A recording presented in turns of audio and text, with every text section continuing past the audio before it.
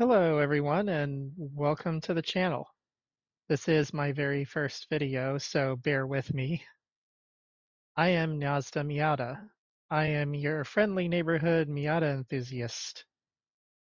Ask me for advice on almost anything. I'll give it. So what we're going to do for the first video, I'm not streaming because I'm not confident enough to stream, admittedly, but we're going to watch a couple of YouTube videos. How about that? My first video happens to be a YouTube review or reaction video. I think that's what they call them, right? So we're going to watch two videos from a long time running television series called Motorweek.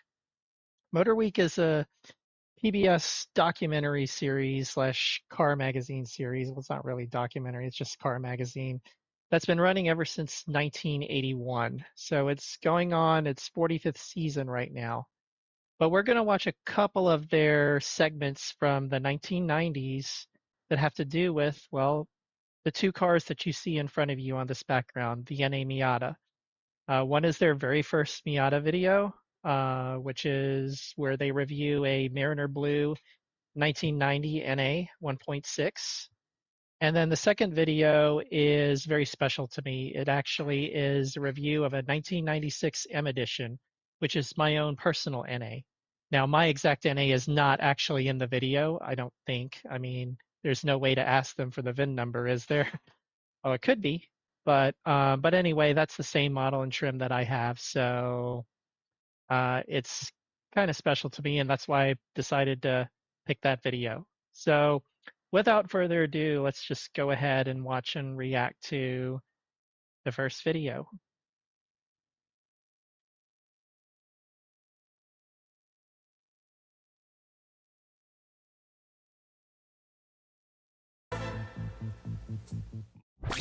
Well, hello and welcome again to Motorweek 90. We're glad to have you with us.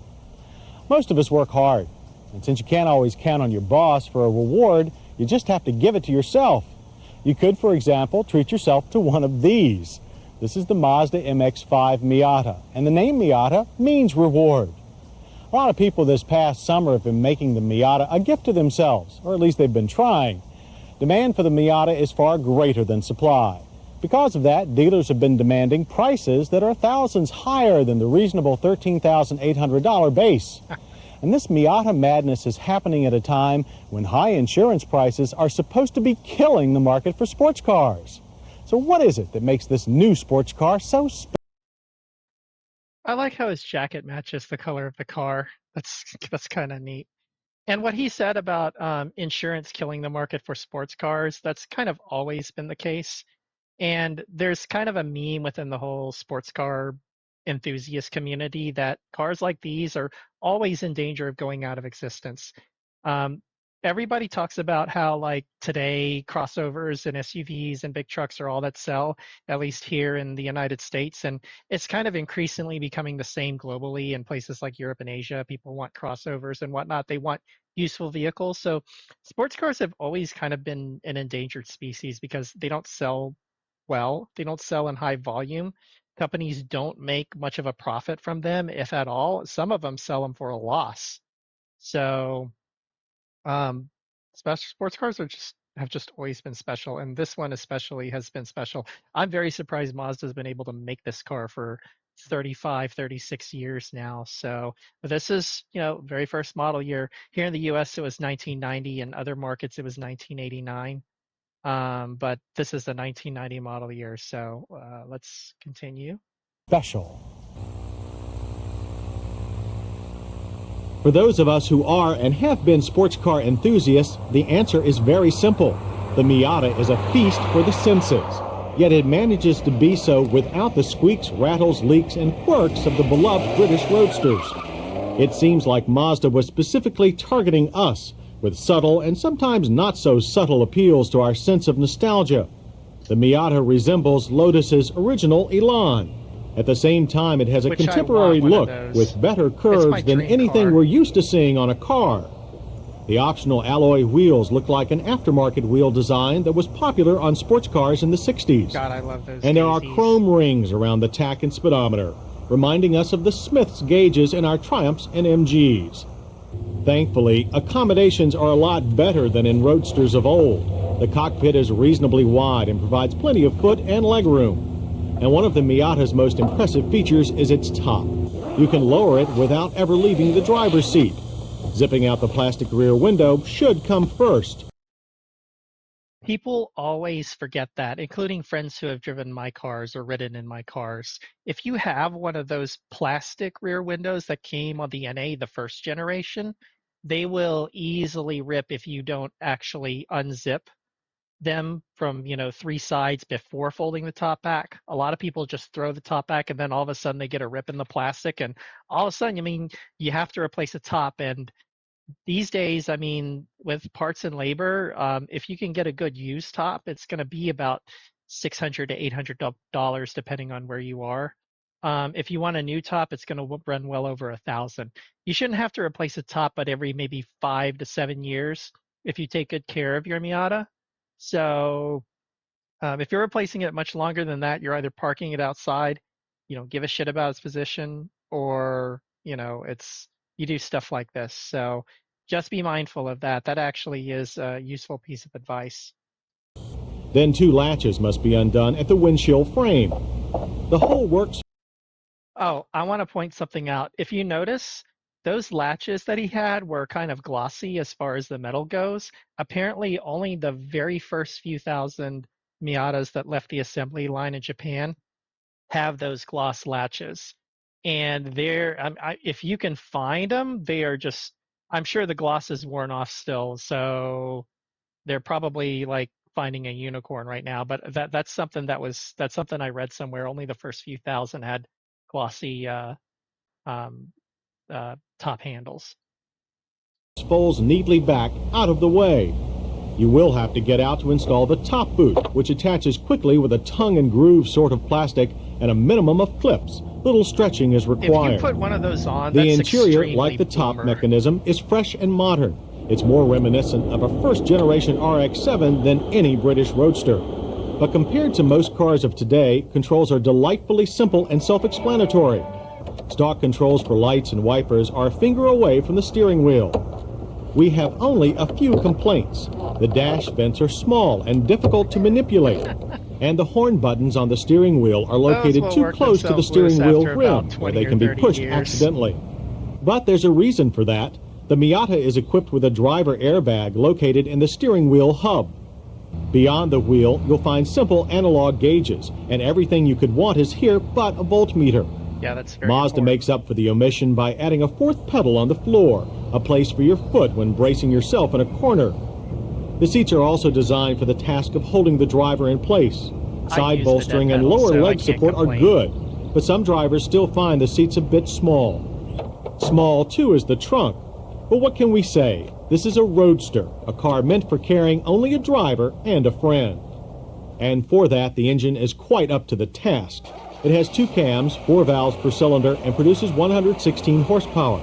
Port fuel injection is part of the package, too. Only the hardcore throwbacks would prefer twin Stromberg carbs. The engine drives the rear wheels through a 5-speed transmission. A limited slip differential is optional. At the track, that option didn't seem to help our car very much. Our car managed to run from 0 to 60 in 10 seconds. That's more than a second slower than what Mazda says it should do. And the quarter mile took 17.5 seconds and 80 miles per hour, also a second off the pace. Even if our car ran better, there would still be debate on our staff about whether the Miata has enough power. But consider this, even our lazy test Miata turned better acceleration times than the last MGBs and TR6s could. Besides, there's much more to acceleration than just acceleration. In the Miata, with the top down, the crackle of the exhaust and the crisp snap of the shifter are sensations enough to sustain even the most jaded car enthusiasts. And the Miata will make MR2 and Fiero owners understand that it takes a lot more than 2 seats and a sunroof to make a true sports car. True story. The only car I have ever driven that is as fun to drive as a Miata is a first generation AW11 MR2. I knew someone who had one. I know several people who own them, and they are fun. They're just mid-engine Miatas with T-tops instead. Made by Toyota. Road holding and maneuverability also bring a grin to the face. The Miata's suspension is fully independent and was not lifted from any existing sedan. In other words, the Miata was designed to handle like a sports car from the beginning, and it does. Two things stand out. The rear suspension remains very compliant and controlled on even the most rutted turns, and the body is remarkably rigid as open cars go. The Miata has none of the shaking and vibration that is so common in some convertibles, and it inspires confidence we could never have in yesterday's roadsters. The brakes are no less inspiring. The car's rear disc brakes have a limiting valve to discourage lockup. In addition, it's easy to hold the Miata's brake pedal just at the threshold of lockup to get the most of the car's stopping power. We were impressed by a short 120-foot stopping average from 60 miles per hour. Now, from the sublime to the mundane. The Miata is EPA rated at 25 city, 30 highway. We saw a figure of 27 in our mixed driving test. Interior sound, top up, measured a boomy 73 decibels. As for price, the Miata starts at $13,800. That was back in 1990, which, if somebody had a calculator for inflation, I think it's probably around $34,000 today. And the current Miata on sale is roughly that much. You'll pay anywhere from 30 to about 40. There are no trim levels, only packages and a handful of options to add. Package A includes power steering, alloy wheels, AM/FM cassette, and a leather-wrapped steering wheel. Yes, you had to option these with power steering. You could get them without power steering back in 1989, 1990. If you've never driven a car without power steering, the Miata is like the perfect car to try and drive one. They are very light and very fun. And the thing about power steering is that when you eliminate it, you're much more in connection with the road and what the tires are doing. You get that feedback. That's why a lot of, for instance, race car drivers, if they're tracking their Miata on the track, they will delete the power steering, not only to get more responsive feel, but deleting the power steering actually saves weight. Wheel. Package B includes all of the above, plus power windows, cruise control, and headrest speakers. A removable hardtop, air conditioning, limited slip That's good Photoshop for 1990. differential, and CD player are the only other options. Fully loaded, the Miata will cost about $18,000. With dealer markup, the figure could easily climb above $20,000. Our list of MX-5 Miata hits includes a rigid body, spirited handling, willing engine, good driver accommodations, and an excellent top design. Misses are very minor. Cantankerous dash vents and They're looking for shit. I mean, I love John Davis, but come on. Also, pop-up headlights. poorly placed horn buttons. As for comparison, there's not much to talk about. The only thing that even begins to approach the Miata is Alfa's Graduate. It starts at $16,700 and still has few of the Miata's features, and it's plagued by a poor driving position and convertible body shape. So there's more to the Miata's popularity than just nostalgia value. By mixing the fun of yesterday's roadsters with the technology of today, it marks a giant leap forward in the evolution of the sports car. And it will go down in automotive history as the car that saved the roadster from near extinction. Very prophetic.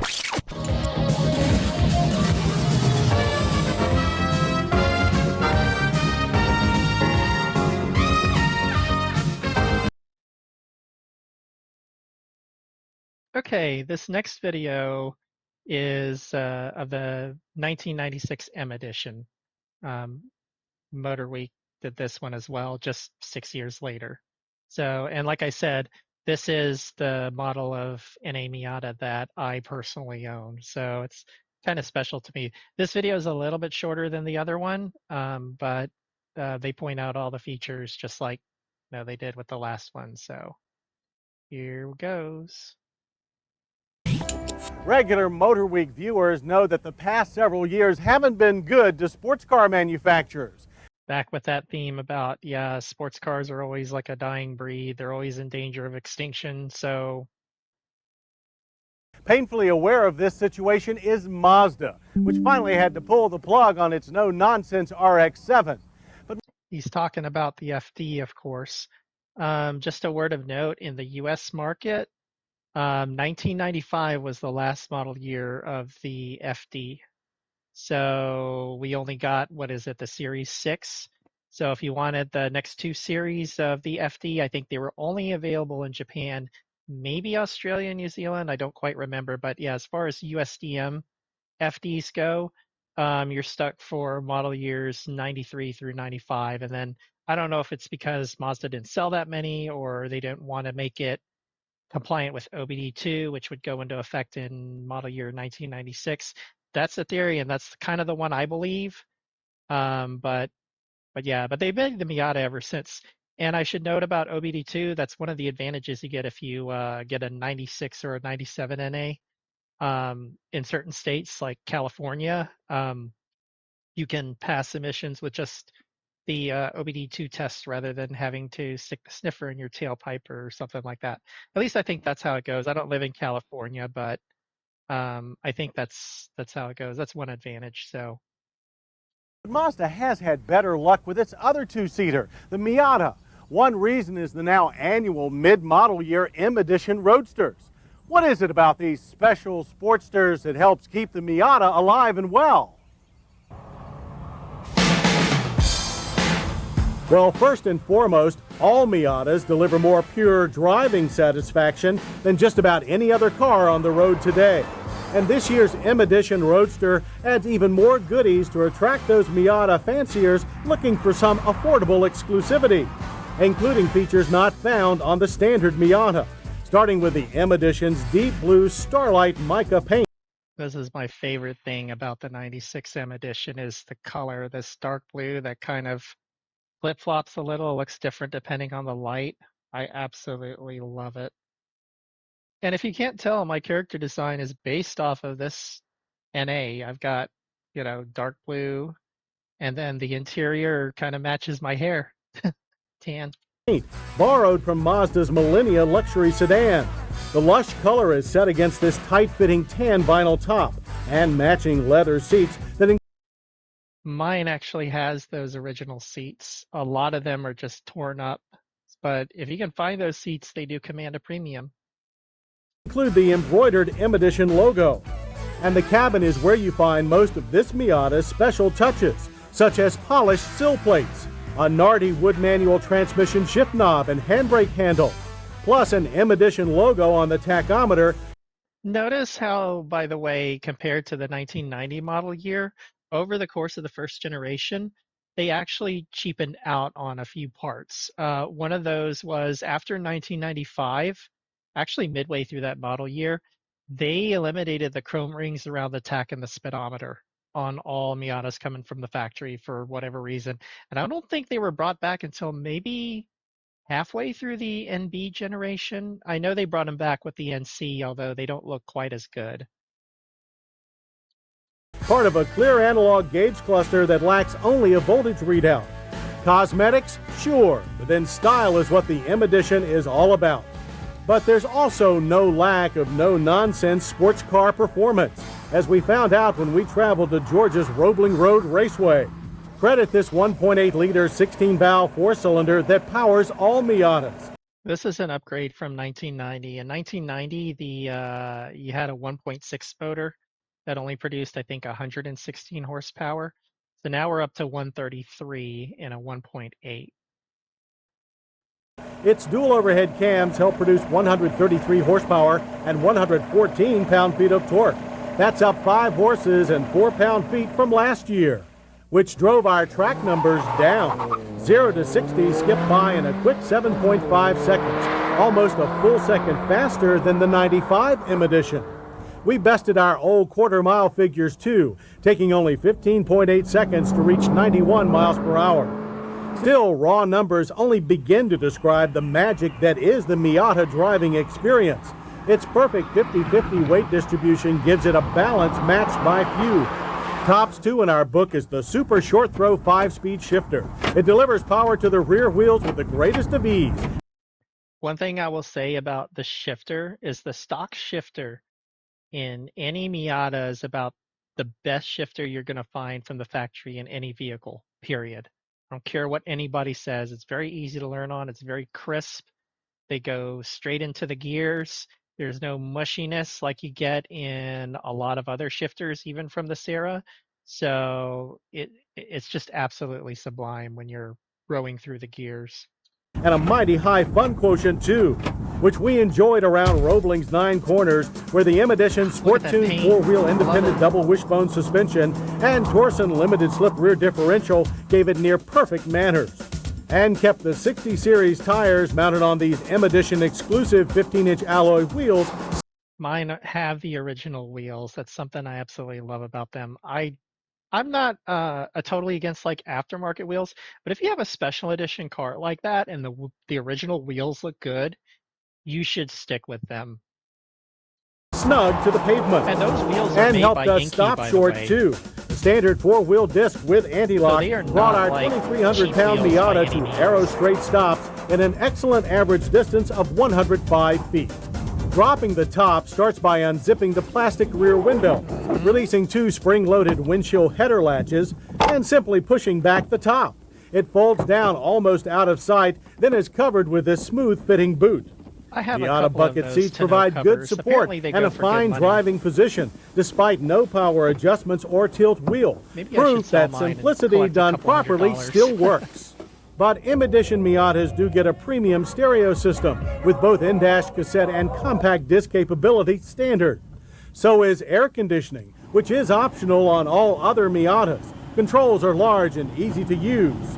And while you'll never call the trunk large, its 3.6 cubic feet of cargo space will hold a weekend's worth of basic supplies. But you'll be tempted to drive your M Edition much more than that if you decide it's worth the premium over other Miatas. The M Edition lists for $25,210. So for 1996, we translate that to today's value, it's probably well over $50,000, which would, my guess, make it the most expensive Miata ever made. Or some $6,000 more than the base Miata. The only options are a detachable hardtop and a 4-speed automatic transmission. Still, if you start loading a regular Miata with options, practically all of which are standard on the M Edition, you could easily eat up most of that $6,000. And you wouldn't have its potential collectability. The strong resale value of previous M Editions shows how well they've been received, and why other manufacturers are creating their own small roadsters to compete with Mazda's continuing Miata magic.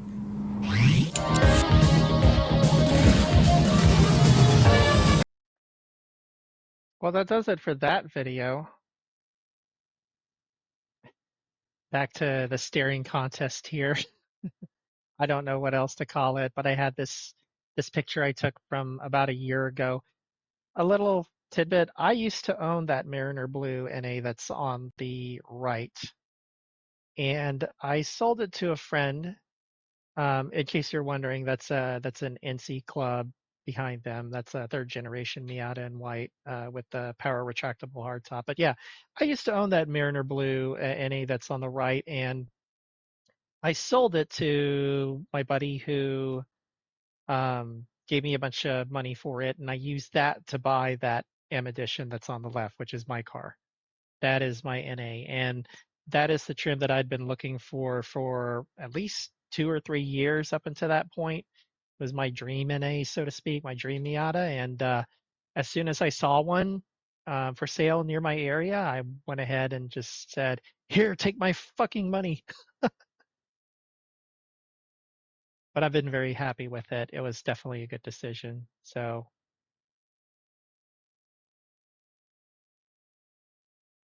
but that's it for this video. Like, subscribe. There's going to be more content coming on. I don't consider this like a debut or anything like that. For me, content creation is about taking stuff that I've already recorded and sharing my love with of Miatas with everybody that happens to be on online. So Miatas aren't the only thing I'm going to do. I'm going to do reviews on, like, for instance, retro games, road trips, that sort of thing. I've already posted some driving videos with some captions of me only in like 2D stills. So this is my first time actually doing, 3D stuff. So with that, just expect more content. I might have a couple more videos before the weekend is through. So enjoy and thanks for watching. See you next time.